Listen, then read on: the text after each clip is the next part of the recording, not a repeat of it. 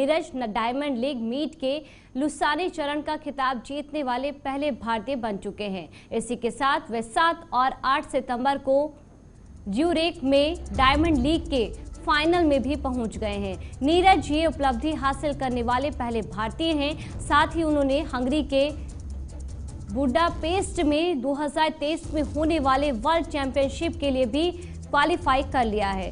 24 साल के नीरज चोपड़ा ने इस खिताब को हासिल करने के लिए पहले प्रयास में भाला 89.08 मीटर दूर फेंका।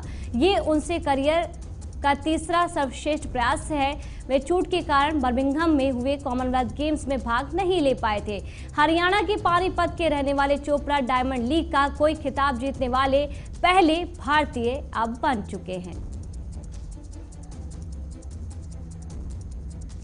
और फोन लाइन पर हमारे सहयोगी अब्दुल नबी हसन जुड़े हैं, जो कि जानकारी देंगे। अब्दुल, नीरज चोपड़ा की बात होती है तो सीधे यहाँ पर जीत की बात होती है। बर्मिंघम में वो खेल नहीं पाए, पर देखिए यहाँ पर उन्होंने प्रूव कर दिया कि वो किसी से कम नहीं है। उन्होंने प्रूव कर दिया और यही एक कारण है कि डायमंड लीग का ये मुकाबला नीरज ने जीत लिया है और पहले भारतीय हैं ऐसे भाला फेंक खिलाड़ी जिन्होंने डायमंड लीग खिताब अपने नाम किया है। ये एक इतिहास उन्होंने रचा है और जाहिर है जैसा कि आपने भी बताया कि जब ये चैंपियनशिप चल रही थी और इस चैंपियनशिप का फाइनल मुकाबला था, उसमें उन्होंने पहला जब थ्रो फेंका तो तकरीबन 89.08 मीटर का था और इसके बाद जो दूसरा उनका प्रयास था, वो दूसरी कोशिश थी, वो भी तकरीबन इतने की ही थी। लेकिन अपोजिशन में जो लोग मौजूद थे, जो खिलाड़ी मौजूद थे, वो वहां तक नहीं पहुंच पाए और यही एक कारण है कि नीरज चोपड़ा ने ये खिताब अपने नाम किया है।